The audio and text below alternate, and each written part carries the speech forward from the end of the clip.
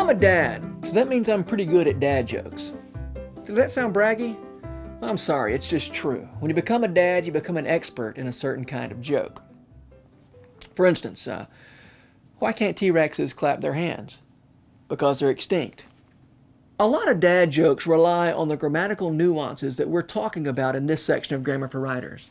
So if you have a dad, or if you spend a lot of time with a dad, you'll want to pay extra close attention to this lesson and maybe review the last couple. It'll give you a deeper appreciation of dad jokes. So when you say, "How do I look?" and your dad says, "With your eyes," you can say, "No, I'm using look as a linking verb. You thought I was using look as an action verb." Or when you say, "I'm hungry," and your dad says, "It's nice to meet you, Hungry, I'm Dad," you can say, "No, Dad, I'm using hungry as a predicate adjective, not a predicate nominative." Or when you say, "Make me a sandwich," and your dad says, "Poof, you're a sandwich," you can say, "Oh, Dad, you've confused the subject-verb indirect-object direct-object clause pattern for the subject-verb direct-object objective complement clause pattern." And if you're lucky, your dad will be so flummoxed that he'll stop embarrassing you in public for a few minutes. Well, as we saw with the trash can rattling raccoon from a few lessons ago, once you start adding modifiers to the main clause of a sentence, and modifiers within modifiers, you can quickly have a very complicated sentence. The possible variations for the structure of an English sentence are, I suppose, infinite. However, this unit of Grammar for Writers is about the main clause, not the modifiers, and the possible variations for the structure of a clause are actually very limited. There are only 5 possible patterns for a clause, and once you learn to see those 5 patterns, you've got English grammar mostly licked. Okay, that's an exaggeration. But let me say that learning these 5 patterns will get you a long way toward the mastery of English grammar, and you can't begin to master English grammar without them. So the 5 clause patterns are something that I do want you to memorize. You know, I don't ask my grammar students to memorize a lot, as I've told you before, but I think you're really going to want to memorize these 5 clause patterns. Here they are. Subject, verb in that order. Subject, verb, direct object in that order. Subject, verb, indirect object, direct object in that order. Subject, verb, direct object, objective complement in that order. Subject, linking verb, predicate complement in that order. Now you may have noticed that I kept saying in that order. Word order is extremely important in English. English is what we call an SVO language. SVO stands for subject, verb, object. That's the way clauses move in English. In a given clause, the subject comes before the verb, and the verb comes before the object. The meaning of the sentence depends on the order of the words. So, the hunter stalked the panther means something very different from the panther stalked the hunter. It's the exact same words, but the fact that we reverse the word order makes all the difference in the world, especially if you're the hunter, right? Now, if you're familiar with an inflected language like Latin or Greek, you may know that those languages you have a little more flexibility with word order. You have almost no flexibility when it comes to the main line of your clause. You have almost no flexibility in English. Now, as always, there are a few exceptions to the SVO rule. And here are 3. 1, whenever you form a question, you do move part of the verb in front of the subject. So instead of "I want ice cream," you say "Do I want ice cream?" That little part of the verb "do" moves in front of the subject. That's one of the ways that we signal that we're asking a question, is you invert that word order. Exception number 2 are certain kinds of clauses, which we're going to get to when we get to. I'm not going to bother you with them now.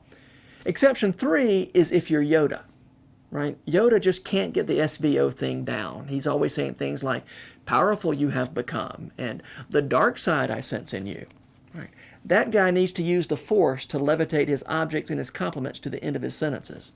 Anyway, let's dig into those 5 clause patterns. Pattern number 1 is just subject-verb, SV. No objects, no complements. Charles is eating. Wendy slept. The squirrel was climbing. The car died. My dog smells. As we saw a few lessons ago, you can attach modifiers to any item on the main line, so a sentence can be quite long and still be a simple SV, subject-verb sentence. Okay? That is, it can have nothing more on the main line than a subject and a verb, but still be a rather complicated sentence. Think about this one. Exhausted by a long day's hike on the Appalachian Trail, Wendy slept like a baby in the raggedy old tent that she borrowed from her brother. When you apply the verb finder, remember the verb finder? I blank, you blank, he, she, it blank. When you apply that, you see that the only verbs in that long sentence are slept and borrowed.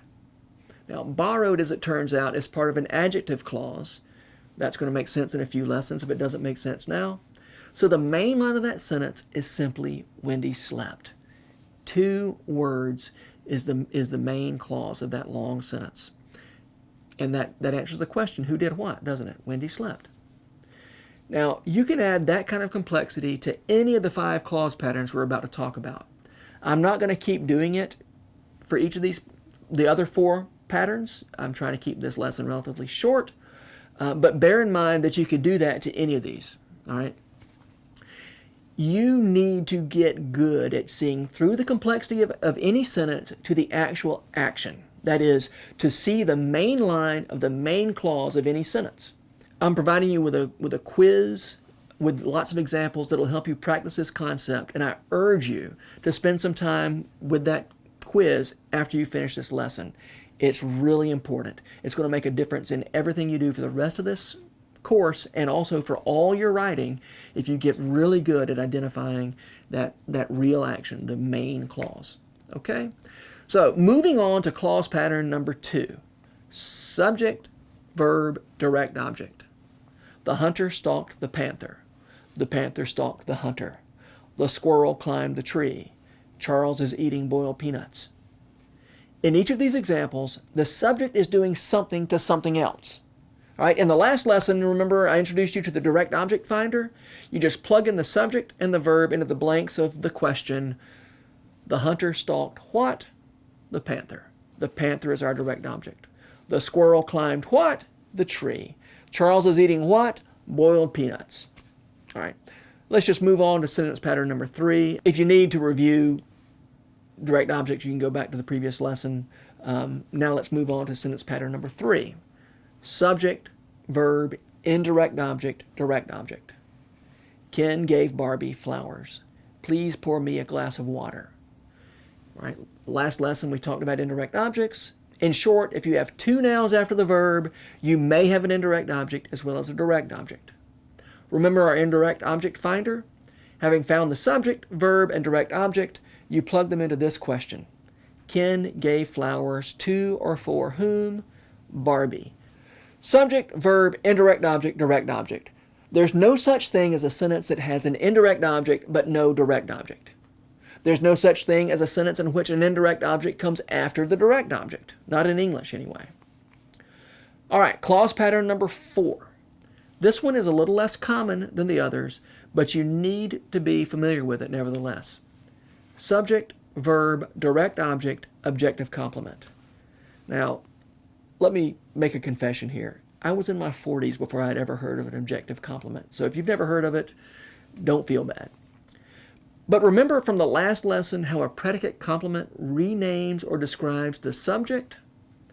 An objective complement renames or describes the direct object.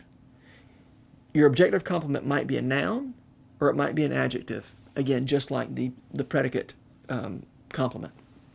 Could be a noun, could be an adjective. So in this sentence, we painted the town red. Using our direct object finder, we painted who or what. It's easy to see that town is our direct object. But what do we do with red? Well, red describes town. It's an objective complement. We elected Miriam class president. Miriam's our direct object. We elected who or what? Miriam. Class president renames Miriam. So that's our objective complement. Here are a few things to know about objective complements. They might be nouns or they might be adjectives, just like predicate complements. They always come immediately after the direct object. And third, you can't have an objective complement if you don't have a direct object. That's the whole point of an objective complement, is to describe or rename the direct object. So, if you have found your direct object and there's another noun or adjective lurking around after it, there's a decent chance you have an objective complement.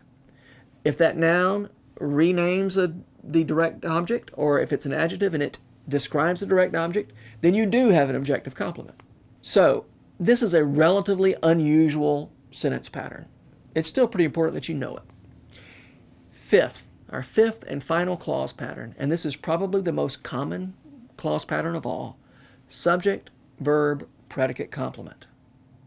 The predicate complement comes after the verb, and it renames or describes the subject. Now, I know we often speak of verbs as being words that describe actions, but just as importantly, verbs describe states of being. Rosalind is a mail carrier. This popsicle tastes funny. Alan has been kind. Right? Mail carrier renames Rosalind. Funny describes popsicle. Kind describes Alan. And as you remember from the last lesson, the verb in this sentence pattern is called a linking verb because it links the subject to the predicate complement. And also reviewing, forgive me, I know this is repetitive, but it's pretty important stuff. The most common linking verb, indeed the most common verb in the whole language, is the to be verb. Am, is, are, was, were, be, being, and been. If you haven't memorized this list yet, get on it. You're going to need this list. So there you go, the 5 clause patterns. They account for every grammatically correct sentence in the English language. There's only 4 elements: subjects, verbs, objects, complements. Those 4 elements can appear in only 5 combinations, and each of those 5 combinations has to be in a specific order. So I don't care how creative you are. There's no way of breaking these rules. You can't say, well, I'm an artiste. I won't be bound by these rigid rules. I shall put my indirect objects after my direct objects. I shall write clauses that have direct objects and predicate complements. Try it. See what happens. It's not going to work. Soon enough, we're going to start combining clauses with modifiers in ways that will get very complex, insanely complex. But for now, celebrate the truth that the grammatical pieces themselves are shockingly simple. The rigidity of only 4 elements arranged in only 5 combinations, each with a very specific order, is a huge gift. Language is complicated and flexible enough. We can make sense of that complexity and that flexibility only because, here at this level, language is simple and rigid. Hallelujah.